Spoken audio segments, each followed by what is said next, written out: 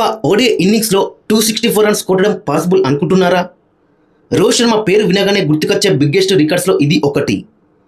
2014లో శ్రీలంకపై Rohit Sharma 264 runs అయితే కొట్టిండు. Balls చూసుకుంటే 173, ఫోర్స్ చూసుకుంటే ఏకంగా 33, సిక్సెస్ చూసుకుంటే 9, స్ట్రైక్ రేట్ వచ్చేసి 152.60. ఇది ఇప్పటికీ మెన్స్ ఓడిఐ క్రికెట్లో హైయెస్ట్ ఇండివిజువల్ స్కోర్. అంటే ఒక బ్యాట్స్మెన్ ఒక ఇన్నింగ్స్లోనే 264 రన్స్ అయితే చేసిండు. అది 2014లో. ఇమేజిన్ చేస్తేనే క్రేజీగా ఉంది కదా. మరి ఇప్పటి కాలంలో ఈ రికార్డ్ని ఎవరైనా బ్రేక్ చేస్తారా?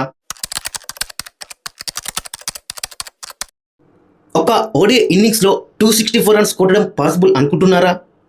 రోహిత్ శర్మ పేరు వినగానే గుర్తుకొచ్చే బిగ్గెస్ట్ రికార్డ్స్లో ఇది ఒకటి.